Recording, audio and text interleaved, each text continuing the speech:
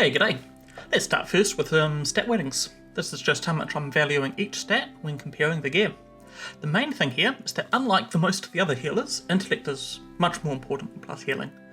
This is because priests are real good at mana expensive but high throughput healing because of abilities like flash heal and circular healing. As well as intellect, priests are one of the very few classes that actually want some spirit.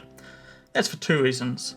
One, we can get meditation for 15% spirit regen while casting, and the second one because priests are much more likely than other healers to actually go 5 or more seconds without casting anything, at least from time to time, and get to enjoy a tick or two of full spirit regen. So with that in mind, let's start with the gear. For the helmet slot, we're completely reliant on engineering. The absolute best is a Spell Power Goggles Extreme, although the recipe for this is only really reasonably going to come from fishing boxes and high level zones, so it might be impossible to find one. For most people, the best that you can actually realistically get is the Shadow Goggles, which has Int and Spirit, which is what we're after. And then the only other real option is some Stamina Spirit, like Flying Tiger Goggles, which is still an engineering helm, but this is at least one from a lower level trainer recipe, so you're probably going to end up naturally getting this one first. For the amulet slot, ideally we're looking for the BO Green Spectral Necklace. As for stats on it, we want either 6 intellect or 2 MP5, which would be the ideal, or Int Spirit or even Int Stam is decent enough too. For some alternatives, you can go for the Droplet Choker from the new Black Fathom Deeps raid, or even a glowing green talisman, which is decent enough for us, and because it's absolutely awful for everyone else, it should be pretty cheap. As for shoulders, the best option is the Magician's Mantle. This has lots of intellect and it's got some spell power too. Look for this on the auction house, but until you find one, there are some solid alternatives. Defeating Wolfmaster Nandos in Shadowfang Keep has a more than 50% chance to drop Feline Mantle, which is basically a side grade to the Magician's Mantle, and the Mantle of Honor is also very good. Alliance players can get that one from the quest Bride of the Embalmer, which is in Duskwood. If that quest is a bit tough for you, Alliance players can alternatively get a Silk Mantle of Gamn from Uncovering the Past in Wetlands. And as for Horde, they can get a Ghostly Mantle from the Shadowfang Keep quest, Deathstalkers in Shadowfang. Our best in slot back is a new item. The Flowing Scarf drops from Baron Aquinas in the updated Black Fathom Deeps raid. Or as an alternative, you can either get Warsong Gulch Rep for a Caretaker's Cape, or if you're Horde, a Battle Healer's Cape, and even a plus healing green off the auction house is decent enough too. As for quest rewards in the slot, Horde can get a Windsong Drape from Free at Last and Thousand Needles, while Alliance players will have to settle for the kind of decidedly mediocre Engineer's Cloak, which comes from the quest Gorenzo Wrench Whistle in Stoneteller Mountains.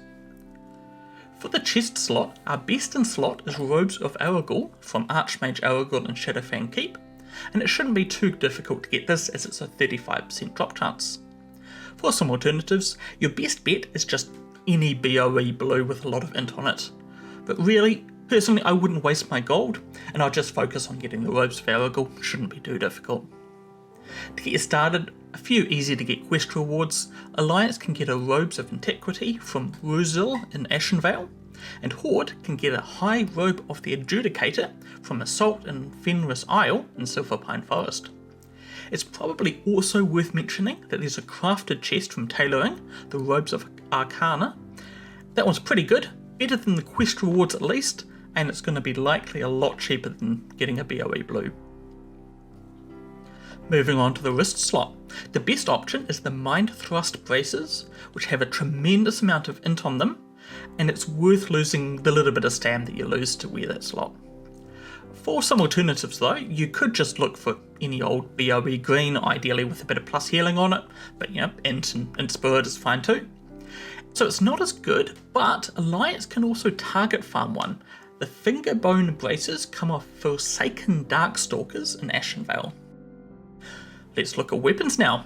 The absolute best in slot is a new mace, Strength of Purpose, which drops from Lady Savarys in Black Fathom Deeps. To go with that, you'll want a cracked water globe from Baron Aquinas, which is also in the new Black Fathom Deeps. Or for some alternatives, if you like PvP, you can get the Lawkeeper's Staff, or the Advisor's Gnarled Staff, from Warsong Gulch Reputation. It does take Revered, but the new Ashenvale PvP awards it. Staff of the Blessed Seer is also good. It's got no intellect on it, but it does have a lot of plus healing. There are also some very decent options from dungeon quests. Alliance can get a Staff of Westfall from the Defias Brotherhood in Deadmines, and Horde can get a Crescent Staff from Leaders of the Fang in Wailing Caverns.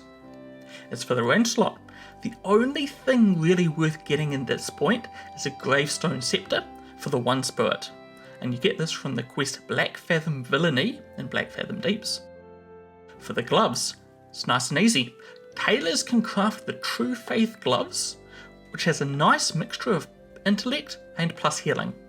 The only caveat here is that the recipe for it is a world drop, so you might have to wait a day or two after launch before a tailor gets the pattern and starts selling it.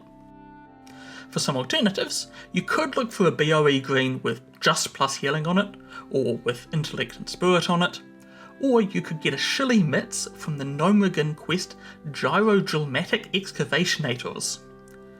There's also a couple of quest rewards to mention. Alliance can get the Zodiac Gloves from Look to the Stars in Duskwood, and Horde can get Shredder Operating Gloves from the Lost Pages quest in Ashenvale.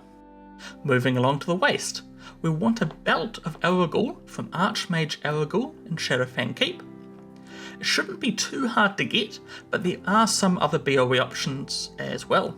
We can get a BOE green, preferably with either plus healing or intellect spirit, or a Wizard's Belt with plus 8 intellect is sold by vendors, so it should be really easy to get that one. Realistically, there's not really any quest rewards that are worth getting, but given how easy it is to get a Wizard's Belt, probably just do that.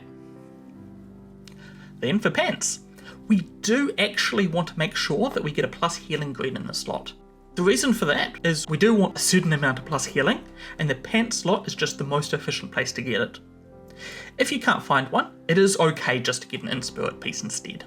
At that point, you'd be looking for either a silver thread pants or a dark weave breeches, just so you can get a little bit of stamina too. Or if you'd rather save your money and go for a quest reward instead, Alliance can get some Night Watch pantaloons from the quest Morbent Fell in Duskwood. Horde can get the Sacred Burial trousers from the quest Battle of Hillsprad and Hillsprad Foothills. Both of those quests, they are pretty tough though, so a good starter option is actually the Heavy Woolen Pants, which is crafted by tailors. It's a trainer recipe and it only needs wool cloth, so it should be dirt cheap. Now, the boots. The best in slot boots is actually the new Epic DPS boots, Extra Planar Spider Silk boots. We don't obviously really care so much about the hit chance, but hey, an epic is an epic. Given that there's a tank epic, there's a physical DPS epic, and there's 2 different casted DPS epics, there's some decent chance that there's going to be a healing epic as well that we just plain old don't know about yet. So obviously, if there is one of those, just get that one instead. Now, until you get your epic, the best alternatives are BOEs, either just a BOE green with intellect and spirit on it. By the way, boots can't roll plus healing, on a green at least. Or you can get spider silk boots, crafted by tailors, which is very nice also. You'll need that one eventually for the epic, so you can kind of kill 2 birds with 1 stone. Now you can also get some reasonable quest rewards in this slot. Alliance could get a Wandering Boots from the quest Speaking of Fortitude, it's a bit of a chain and it begins in Stormwind. Or Horde can get the Light Healer Boots, and that was from Protect Kanatu Grey Cloud quest in Thousand Needles. Now we want 2 rings next, the first of which should ideally be the Warsong Gulch Reputation ring. It's got some nice spell power on it, and it's got some MP5 on it. You should be able to get that rep pretty easily by doing the new Ashenvale PvP content. Then for the other ring, you can take your pick. Deep Fathom ring from Mutinous the Devourer in Black Fathom Deeps, Lavishly Jeweled ring from Gilnid in the Deadmines, or if you're in Alliance, you can get a Seal of Rin from the long quest chain beginning with Van Cleve's Head in the Deadmines. These options shouldn't be too bad to get, but there's also a couple of quest rewards that we probably could mention. Alliance can get a minor channeling ring from Wanted Trox Soul in Block Madan, and Ring of Forlorn Spirits comes from the Legend of Stalvan in Duskwood. For Horde, they can get a totemic clan ring from Revenge of Gan in the Barrens. It should be pretty easy. And you could also consider getting a skull ring from Souvenirs of Death in Hillsbrad Foothills, but that quest, while it is easy enough, you do need to kill a tremendous amount of mobs, probably several hundred, to get enough skulls. It's an awful drop rate. I was seriously considering just not bothering. Finally, Trinkets. The two best options are Minor Recombobulator from Engineering, which gives a nice mana boost even if there's no polymorph to dispel, or an Acolyte's Void Pearl comes from Black Fathom Deeps and has some nice plus healing on it. There is also the Shifting Scale Talisman. Maybe, I don't know. Wildhead has it, and I'm assuming it's been data mined or something, but I have literally no idea how you get it, or even what this crushing darkness is that it mentions. I'm keen to find out though.